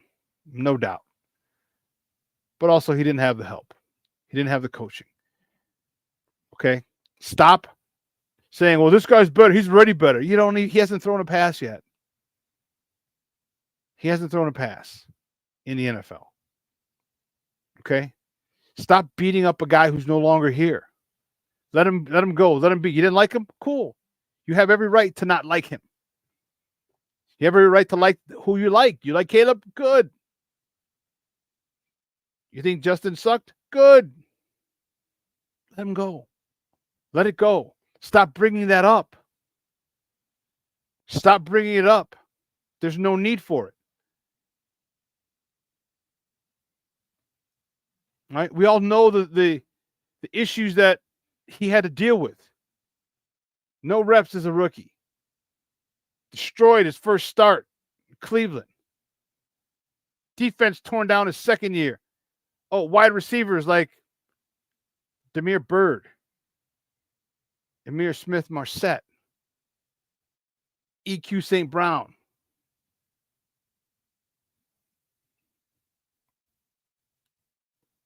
These are people he had to throw to.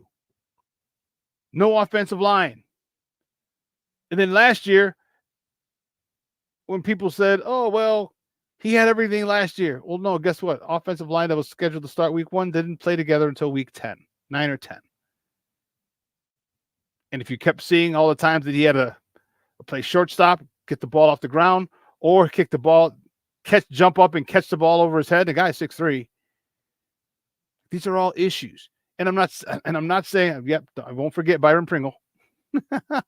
Won't forget Byron Pringle. Or N'Keal Harry.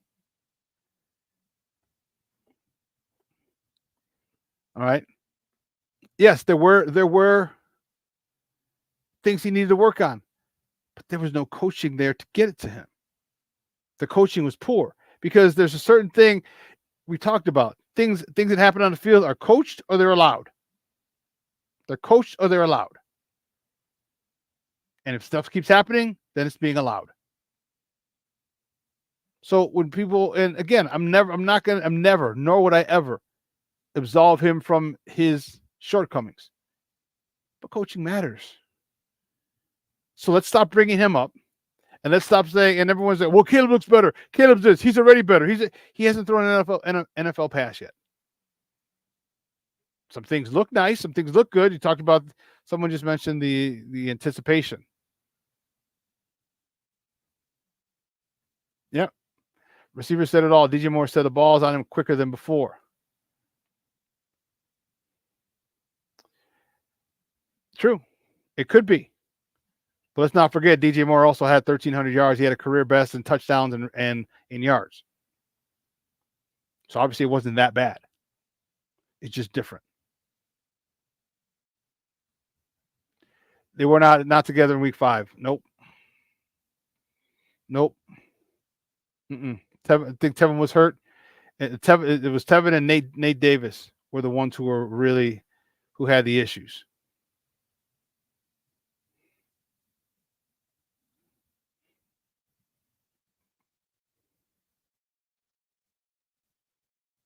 Yeah, we did. But again, let's not. I mean, we don't need. It's just frustrating when people bring things up that are incorrect and use them as their marketing points. All right.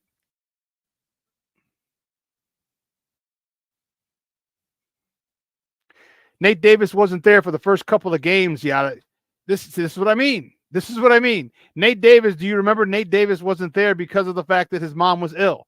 His mom ended up passing away during the season. That's why he wasn't there. Do you not remember this? So don't say Braxton Jones didn't start the season. And then not just Braxton Jones, it was Braxton Jones, it was Nate Davis, it was Tevinjenkins, all three of them. So it didn't happen in week 5. It happened like 9 or 10. All right.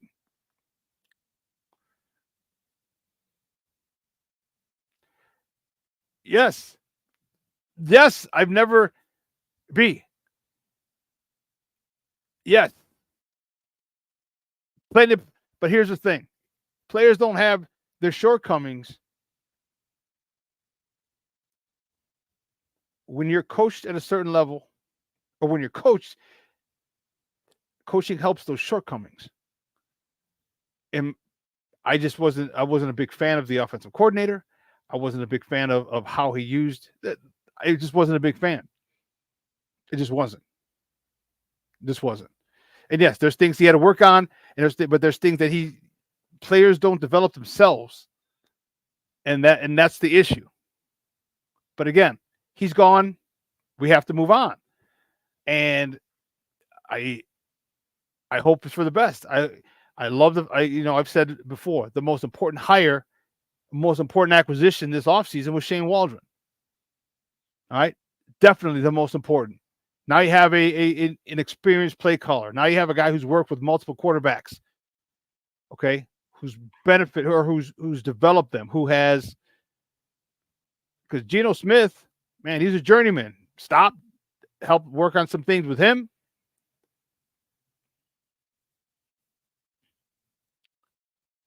Got him a nice contract.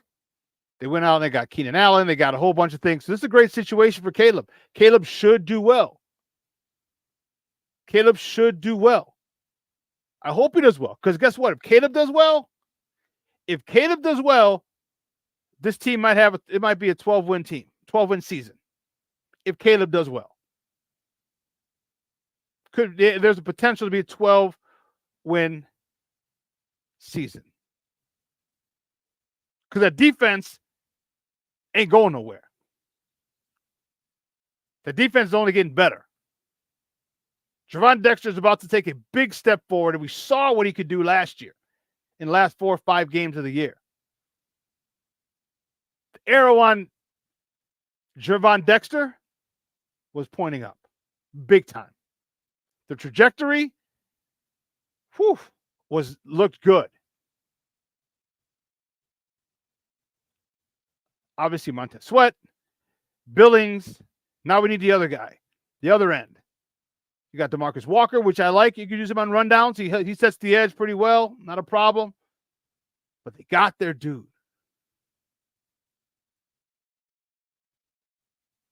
They got a pass rusher in Booker. And I'm excited to see him. I'm excited to see that dip. I'm excited to see him blow by people. He got a little stronger. But listen, he could get a little stronger even from here on out. But you can say that about every rookie. Like, you realize, guys, these are guys who are 21, 22, going against guys 26, 27, who've been in an NFL offseason program for 3 or 4 seasons.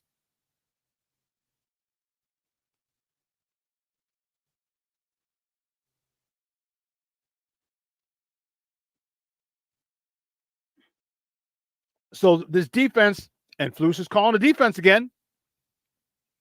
So I don't think there's any way that this defense regresses. Of course, there's a chance. I just don't feel. I think it's a long shot.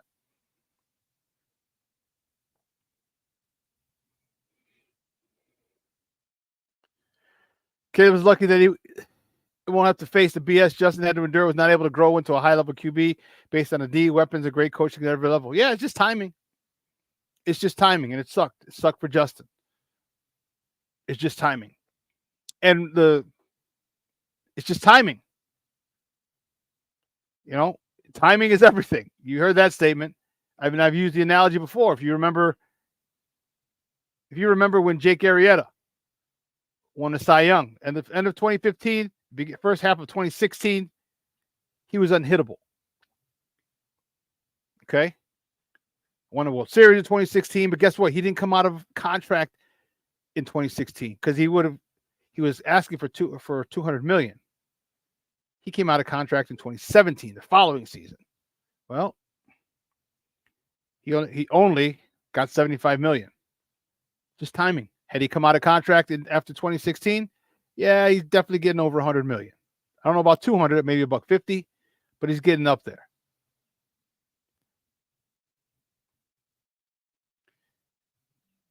Yeah, he's got the golden ticket. You're right. You're right. You're right. Do we blame Flus? I don't know if you can blame Flus. You brought in, how can you blame Flus? Because you brought in an experienced play caller. See, this is the problem. Look with Mitch Trubisky. Matt Nagy, rookie play caller. Yes, he called 4 or 5 plays with the Chiefs. Okay. Justin Fields, rookie play caller in Matt Nagy and in Luke Getsy. Can't have that. Caleb is stepping into a great situation with Shane Waldron, who's an experienced play caller, who's going to maximize his skill set, who's going to help him out a lot in addition to the weapons. Yeah, he should cash in, and I think he understands it, and I think he's busting his ass to make sure he does cash in. There was yesterday he missed an out route with a tight end, and he said he ran it back. Like, oh, let's do it again. So he's probably thrown that out route a million times since started playing football. It was just off a little bit with the tight end. So he said, you know what, let's run it again. So him and the tight end, he ran it again just to get it perfect. That's what you want to see. That's what you want to see from a leader. Like, no. Let's get this rep down. So tons of positives. I don't really see any negatives for Caleb. All right. I really don't. Not at this point. All right. We don't know anything diva-ish, nothing like that yet. Maybe we'll see if they lose a game or two, see how he reacts. But until then, there's really nothing negative to say about Caleb. He's come in, he's put his head down, he's worked. All right. He's trying to remember all his teammates' names. And it sounds funny, like, why do you want to do that? But it's important. All right. It shows leadership. That's a sign of leadership, to make sure you address everyone by name. You have the respect that you remember their name, that you go out of your way to remember their name. When there's a whole bunch of people in rookie camp, he wants to remember their names. And then when the veterans get back, a whole bunch of people he's got to remember. So he wants to work here with the rookies and then the veterans. That's a sign of a leader. That's a sign of a leader. And to this point, there's no complaints. No complaints. I mean, if I had to grade the draft, and I had before, it was an A. I gave it an A. Caleb and Odunze, perfect. Perfect. Now we have to just kind of just kind of watch Rome Odunze, just make sure his hammy's all right, which it will be. Like I said, I'm sure he could have gone if he had type. Just go with the massage gun. You can active stretch it, massage gun. There's so many, and he could have gone out there, but they said, you know what? No, let's not even practice. Let's not even try it. Let's not even risk it, because it's not worth it. It's rookie minicamp. He's on the team. He's going to make the team. It's not like he has to.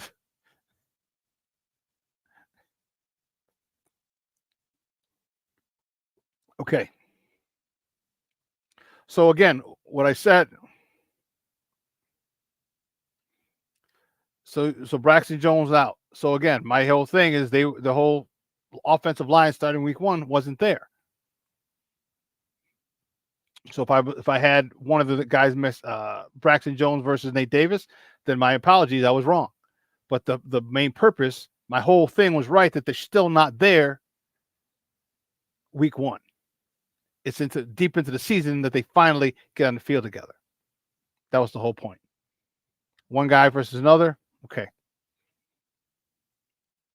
So if it was Nate Davis who was back and Braxton Jones, okay, then it was Nate Davis back and Braxton Jones was out. But again, I was wrong.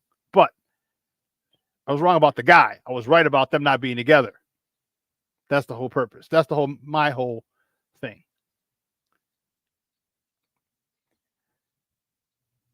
One of the things I really want to look for is I want to see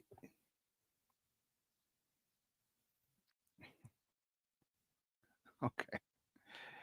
O-line wasn't a problem. Okay. So the snaps on the ground, the snaps overhead, the pressure up the middle, that wasn't the problem. No. Come on. One of the things I want to see is this run game get utilized big time. You know, people are talking about what their numbers are for Caleb. I don't want his numbers to be big this year. I don't want his numbers to be big at all. And if he does start to have some decent numbers, I hope they all come toward the end of the season. Now, look, he's going to have a game or two where it just everything clicks, it goes ham. Maybe the team is just crappy that they're playing, and they can do a lot of different things. And cool, good. But what I would love for them to do is run the ball.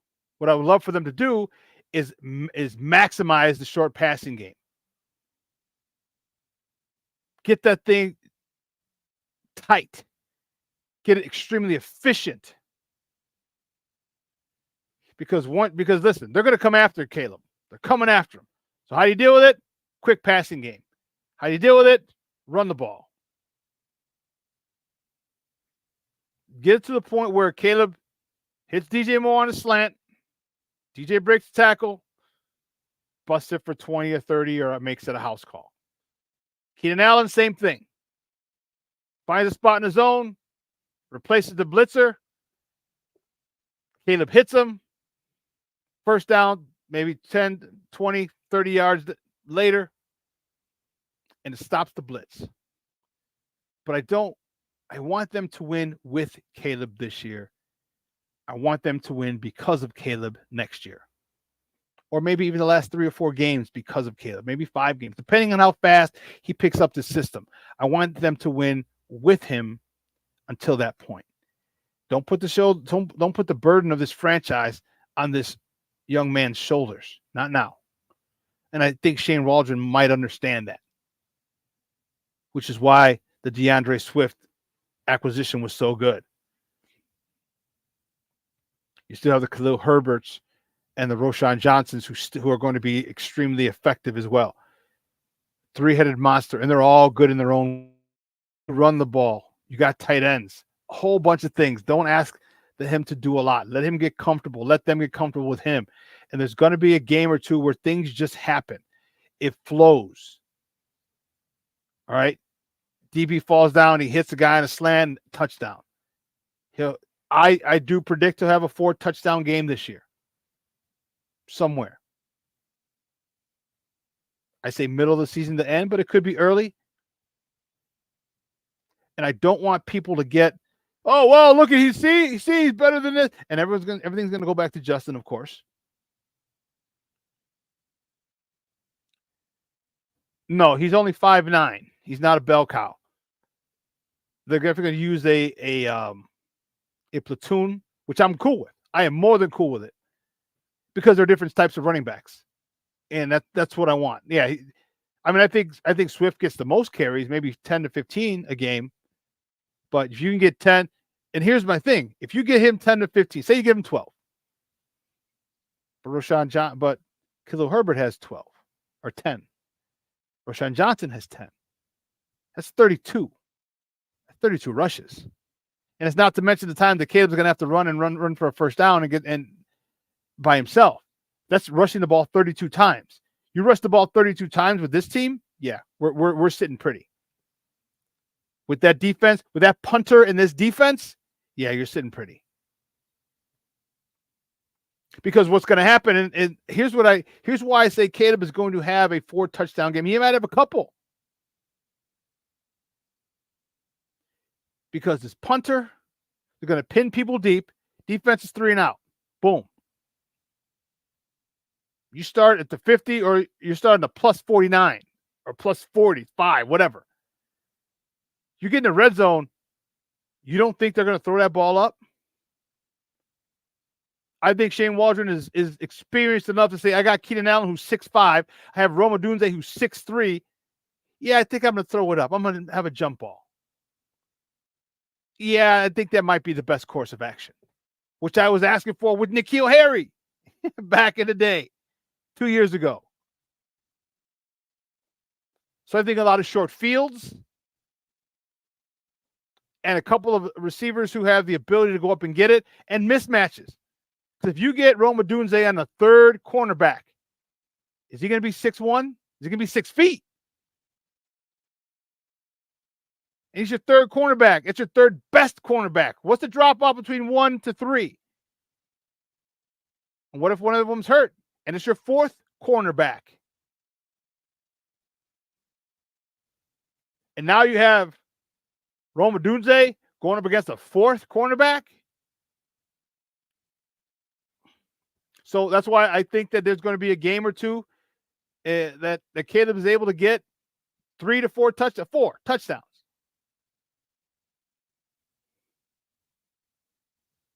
Richard, yes. If the defense can give to Caleb what the defense gave to Trubisky, short fields, turnovers, crocodile punt. Coffinator, that's nice. Crocodile punts. Yeah. And I'm okay winning that way the majority of the season. But at some point it's going to click because you start hitting these short passing routes and you're dissecting them. They're going to have to do something about it. And that's when you can go deep. That's when you can take your shots. And I'm not saying they're not going to take shots at all. No, I'm not saying that at all. But those will be calculated. Or if you see matchups, you're like, oh snap. All right, Rome, if they're going man and Rome's in the slot, they're going to put this guy on him because this guy's hurt. They got the fourth or fifth cornerback out. Okay, all right, maybe we'll take some shots downfield this week. Maybe more than we normally would. So I'm looking forward to it, man. It's going to be fun. I'm looking forward to training camp. Looking forward to the season. I'm looking forward to Wednesday. Wednesday is the day that the NFL schedule is set to be released. Although they did release the opening day on Thursday night game. Kansas City Chiefs versus the Baltimore Ravens. Rematch of the AFC Championship game. That'd be dope. Listen, guys, great stuff. I appreciate you tuning in. 2 hours has come and gone. I want to thank you guys. Man, you made this thing lively, and I love it. I love the chat. I love the interaction. I love it. All right? I love it. All the comments, questions, smart-ass remarks. I told you, I love it. Cornelius, Richard, King Booker World, Junior. All right? Yadazachakwa, ES, excuse me. I'm not saying Caleb is not going to be good. I'm not saying Caleb is not going to be great. He has that potential. He's got a good situation. He's got to take advantage of it. Remember, Caleb's talent was never the issue. Never did I question his talent. You don't win a Heisman by being mediocre. I said that. Caleb could be a dog. And for Bears Nation, I hope he is. But just know that he's had a better support system. And he took advantage of it. He's got a much better support system, but now he's got to do his part and take advantage of it. And if he does, hey, that's why I said the Bears could win 12 games this year. I think that's their ceiling. But I say 10. So I want to thank everybody at Sports Zone Chicago. All right, Elliot Baez, our executive producer, Clarence Council, my social media guy, my producer Steve-O, and my co-host in absentia Maya. And I'll be out at 3 o'clock today. Probably for a little bit. And I'm going to the Sox game tonight. I'm going to the Sox game, St. Rita night, and I'm looking forward to it. It should be pretty fun. I should be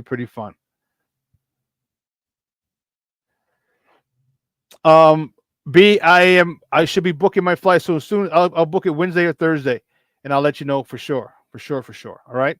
So my guy who lives out there, he's already calling me. He texted me last week, like, when are you coming? Schedule out. I'm like, schedule not out yet. When it is, I'll let you know. He's like, all right.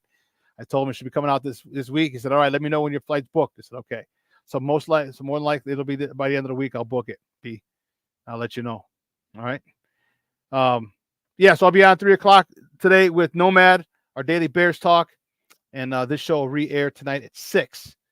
All right. So guys, have a phenomenal day. Beautiful weather here in Chicago. It's 76 already. Whoo, Charlie. 76 degrees. Be the reason somebody smiles today. Give someone a call, a text, a voice note, a voice memo, just saying, hey, how you doing? Just checking in. Hope you had a good Mother's Day. Hope the kids are well, the family's well. Let's get together soon. All right. I told you, there's too much hate going on in the world. Let's make sure we start spreading some love. All right. Guys, I am your boy, the SuperBack, Shawn Sierra. My sports owners, thank you so much for the love and support. I truly, truly appreciate it. So for everyone here at Sports Zone Chicago, I'm your boy, the SuperBack, Shawn Sierra. Folks, I am out.